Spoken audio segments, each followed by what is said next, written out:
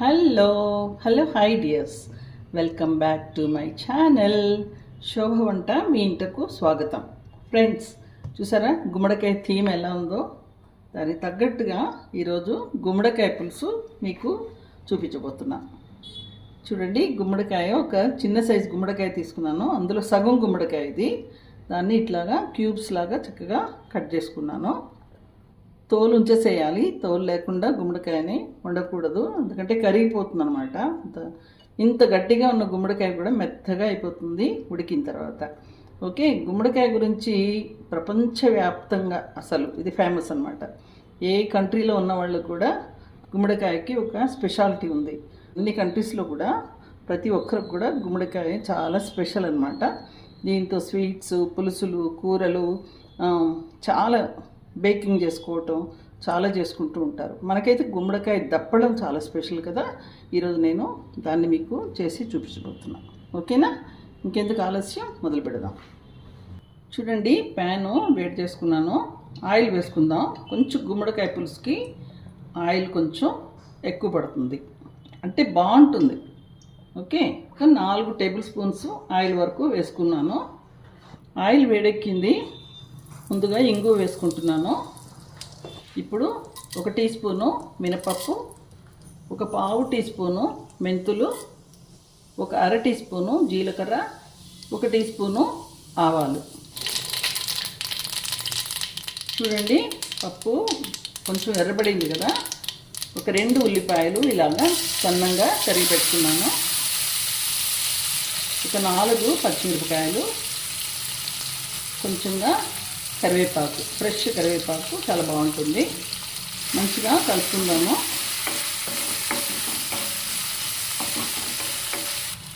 2 ఎండుమిరపకాయలు వేసుకుంటున్నా.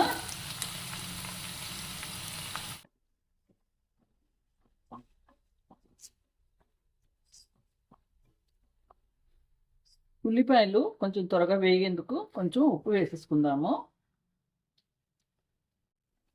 తర్వాత టేస్ట్ చూసుకుని ఉప్పు మళ్ళీ వేసుకోవచ్చు చివర్లో. చూడండి, ఉల్లిపాయలు ఇలాగా మెత్తబడితేనే చాలు. చూడండి, ఇప్పుడు మనం కట్ చేసి పెట్టుకున్న ఈ గుమ్మడికాయ ముక్కలు వేసేసుకుందాము.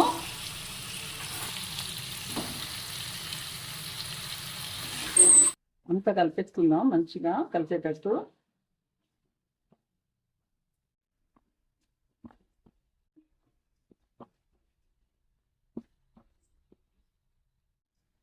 ఒక 1/2 టీ స్పూను పసుపు వేసుకుంటున్నా.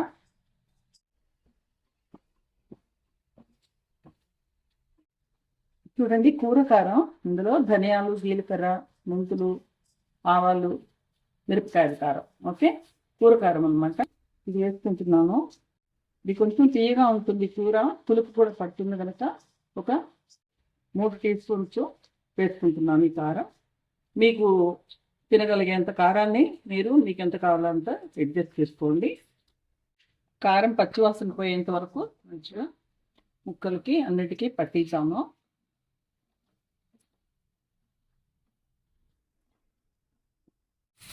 ఇప్పుడు ముక్కలు మునిగేంత వరకు నీళ్లు పోసుకుంటున్నాను. చూడండి,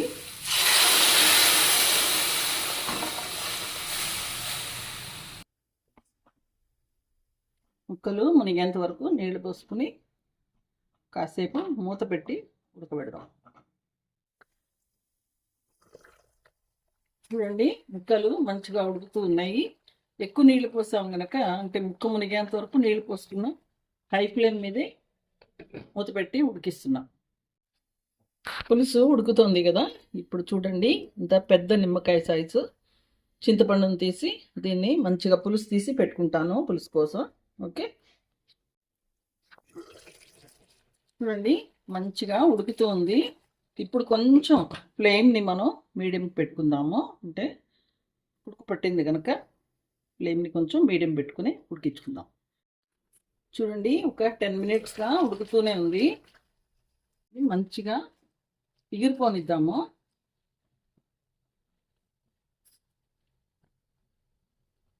ఒక ముక్క తీసి ఉడికిందా లేదా అని చూసుకుందాము. చూడండి, ఎంత చక్కగా ఉడికిందో చూస్తున్నారా. ఇలాగా నలిగిపోయింది. అంటే ముక్క చెదిరిపోకూడదు, కానీ ఇంత నొక్కితే ఇలా ఉండాలి. ఇప్పుడు చాలా బాగుంటుంది జ్యూసీగా.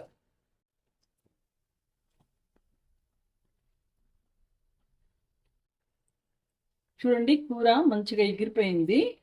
ఇలాగా చింతపండు పులుసు తీసి పెట్టుకున్నాను. దీన్ని ఇప్పుడు కలిపి వేసేసుకుందాము.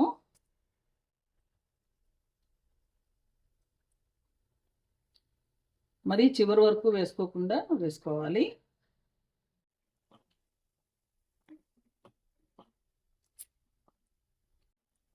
చూడండి, చక్కగా ఇలాగా కలిపేసుకుని మళ్ళీ పులుసు పచ్చిదనం పోయేంత వరకు కూడా కొంచెం ఉడకబెట్టుకోవాలి. కొంచెం నీళ్లు పోస్తున్నాను ఇందులో. ఇప్పుడు మంచిగా హై ఫ్లేమ్ మీద ఉడకబెట్టుకుందాము. చూడండి ఫ్రెండ్స్, పులుసు మంచిగా ఉడకపట్టింది. ఈ పులుపుని కొంచెం అంటే తీయగా ఉంటుంది యాక్చువల్గా ఈ పులుసు, కానీ చింతపండు వేసాం కనుక తప్పనిసరిగా 1 టీ స్పూను బెల్లం వేస్తున్నాను. మీకు బెల్లం అక్కర్లేదనుకుంటే కూడా అవాయిడ్ చేయొచ్చు, కానీ గుమ్మడికాయ పులుసుకి తప్పనిసరిగా బెల్లం వేయటం అనేది ఒక సాంప్రదాయం కాదు, అదొక అలవాటు. బాగుంటుంది అన్నమాట. చూడండి, 1 టేబుల్ స్పూను బియ్యం పిండిని ఇలాగా నీళ్ళల్లో కలిపి పెట్టుకున్నాను. ఇది కొంచెం చిక్కదనాన్ని ఇస్తుందన్నమాట. ఇలా వేసేసుకుందాము. మొత్తం ఇవన్నీ కలిపి చక్కగా ఉడుకుతాయి. ఇప్పుడు టేస్ట్లు అన్నీ బ్లెండ్ అవుతాయి అన్నమాట. నేను వంట చేస్తున్నది ఈ పాత్ర స్టెయిన్లెస్ స్టీల్ అన్నమాట. ఇది అల్యూమినియం కాదు. నేను పులుపు వాడితే తప్పనిసరిగా స్టెయిన్లెస్ స్టీలే వాడతాను. చూడండి, పులుసు ఇలా దించేసుకుందాం. ఇంత చిక్కదనం, సరేనా?